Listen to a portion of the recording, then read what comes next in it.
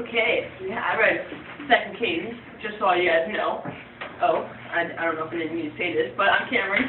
I read Second Kings, and I guess a lot happened, but it wasn't that exciting. What the main points, well, as it starts off with Elijah, yes, Elijah, and he's on top of a hill, and King is like, hey, I want you guys to go get that prophet dude, and then so he sends 50 men, but then he's just like, nah, I don't really want to go with you, and then he asks God to send fire down and burn them all, and he burns them all, and then it happens again.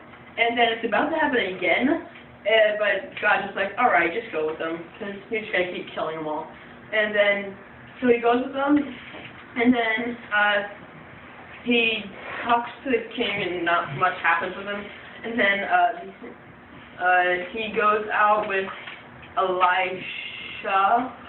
Yeah, Elisha. And then he's like, hey, Elisha, don't follow me. I'm going to have to go to this place. He's like, I'm going to go with you. And then he's like, okay, don't go with me. I'm going to go to this place now. He's like, okay, I'm going to go with you. And then he finally goes, but then they go to, I forgot the name of the place, but then Elijah gets brought to heaven in like a chariot of fire, which is pretty beast. And then Elisha kind of like takes over his spot, and there's that story of the widow that you guys might know, like she has to sell herself and her son and her kids to pay off her debt, but then he's like, oh no, just you have a little wine, just fill up all these bottles, and then he does, and so he's like a full-fledged dude. He's like a legit prophet now, because he can do some miracles of God and all that stuff, and God lets him do miracles, and then there's a famine, and then the king really gets mad at Elisha, because he blames it on him, and it's just kind of like, dude, really, that's kind of pointless. But then he's like, Elisha's like, oh yeah, tomorrow, they're all starving, they're like fighting each other, they're killing people just for food, like a little grain of food. They're like eating grass and dirt and all that stuff. And then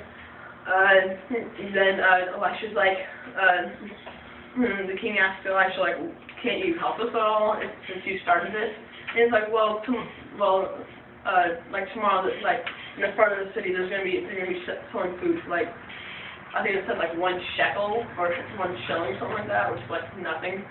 And then the next day, and you're not gonna be able to get it. And the next day, some people, I forget how, I think they, like, raided some camp thing, and they got a whole ton of food. I think that's how it worked. And then they're selling it at the front of the city for like a shilling, and then he comes up, and the king's like, oh look, there's a lot of, oh look, I want to go get some food, but then everyone just tramples him.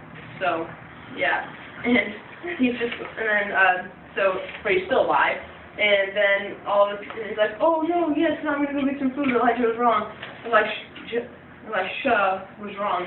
And then more people come to trample him. And then there's and then it just kind of goes into a whole ton of kings. Just like this dude reigned, this dude reigned, this dude died, this dude died, this dude reigned in Judah, this dude reigned in Samaria, this dude reigned in Israel. And then usually for most of them it was just like, are the rest of this dude, they would like take a paragraph on him and then be like, are the rest of this dude's stuff not in this book? And it's just like, well, I don't know. And then, so it just says that, it goes on and on and on.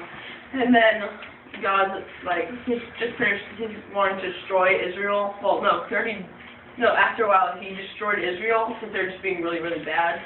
All their kings are really pagan, and yeah. And then Judah has this king, Hezekiah, and he's doing bad stuff. But then some prophets, priests in the temple, they find these scrolls and are like, oh look, we should obey what the scroll says. We should obey the Lord now. And so God's like, oh, that's good. And then the king Hezekiah falls down with sickness, and then he's like, oh no, dear God, please help me. It's like, oh, I've heard your prayer. You're going to be healed within a couple days. And then he's healed, and then he's like, and he asked the prophet, one of the prophets, or prophetess, I think it's prophetess. And then she's like, oh no, God has heard your prayer and is happy with you, and now Judah won't be destroyed until after you die. And so he's really selfish, and he's like, oh yay! Well, he doesn't say it out loud, but he's like, oh yay! I don't have to go and I don't have to feel the wrath of God. And then God is still mad, but he doesn't punish him because he said Judah wouldn't fall. And then there was one part that actually caught my eye during that, and it was like